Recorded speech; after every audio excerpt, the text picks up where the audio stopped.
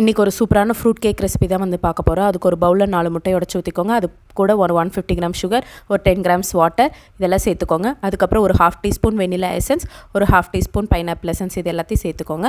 இதை சேர்த்துட்டு மிக்ஸ் பண்ண ஸ்டார்ட் பண்ணுங்கள். ஃபஸ்ட்டு ஸ்லோ ஸ்பீடில் மிக்ஸ் பண்ணுங்கள். அது போக போக ஹை ஸ்பீட்க்கு வந்து சேஞ்ச் பண்ணிக்கோங்க. அது போக ஒரு 130 கிராம்ஸ் மைதா, ஒரு 20 கிராம்ஸ் வந்து கஸ்டர்ட் பவுடர், ஒரு 1 teaspoon baking powder and 1/2 teaspoon வந்து பேக்கிங் சோடா எடுத்திருக்கேன். இது எல்லாத்தையும் எடுத்து நல்லா வந்து மிக்ஸ் பண்ணி வச்சுக்கோங்க. முட்டை நல்லா பீட் ஆனதுக்கப்புறம் பார்த்திங்கன்னா ஸ்லோ ஸ்பீடில் வச்சு இந்த மாவை கொஞ்சம் கொஞ்சமாக போட்டு நல்லா மிக்ஸ் பண்ணிக்கோங்க.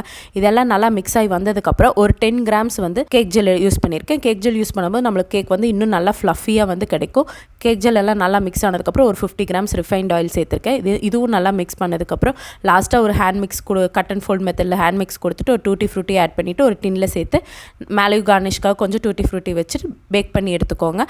பார்த்திங்கன்னா உங்களுக்கு சூப்பராக வந்து ஃப்ரூட் கேக் இது வந்து சூப்பராக செம்ம டேஸ்ட்டாக இருக்கும். கடையில் வாங்குற மாதிரியே இருக்கும். ட்ரை பண்ணி பார்த்துட்டு எப்படி இருக்குன்னு சொல்லுங்கள்.